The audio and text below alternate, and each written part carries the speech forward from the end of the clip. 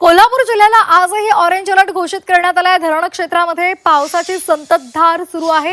राजाराम बंधारासह 10 बंधारे पाण्याखाली गेले। पंचगंगेची पाणी पातळी सुद्धा वाढलेली आहे आणि ती 19 फुटावर गेली आहे। आताची महत्त्वाची बातमी आपण कोल्हापुरातून पाहतोय। कोल्हापूर जिल्ह्याला आजही पावसाचा ऑरेंज अलर्ट दिलेला आहे।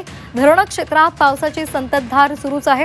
राजाराम बंधाऱ्यासह 10 बंधारे पाण्याखाली गेलेले आहेत। त्याचबरोबर पंचगंगा नदीची पाणी पातळी सुद्धा वाढून ती 19 फुटावर गेलेली आहे। तर सध्या कोल्हापूरमध्ये पावसाची संततधार सुरू आहे आणि त्यामुळे बंधारे सुद्धा वाहू लागलेले आहेत। 11 बंधारे पाण्याखाली गेलेले आहेत। धरण क्षेत्रामध्ये पावसाच्या संततधार असल्यामुळे पाणी पातळी सुद्धा वाढ झाली आहे। याचा आढावा घेतला आमचे प्रतिनिधी प्रताप नाईक यांनी। पाहूयात।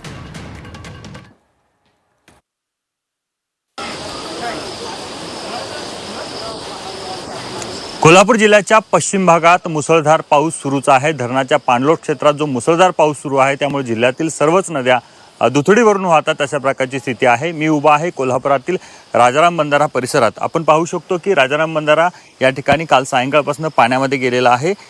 एकूणच आपण पाहतो की जिल्ह्यातल्या अनेक नद्यांची परिस्थिती अशाच प्रकारे आहे। दुथडी भरून ह्या नद्या सर्व वाहत आहेत। एकूण आपण पाहतो कोल्हापूर जिल्ह्यातील 7 बंधारे पाण्याखाली गेलेले आहेत। त्यामुळे त्या बंधाऱ्यावरची वाहतूक जी आहे ती बंद करण्यात आलेली आहे। जिल्ह्यातील आंबा घाट असेल, करोळ घाट असेल या परिसरात दगड कोसळल्यानं त्या मार्गे एकेरी वाहतूक सुरू आहे।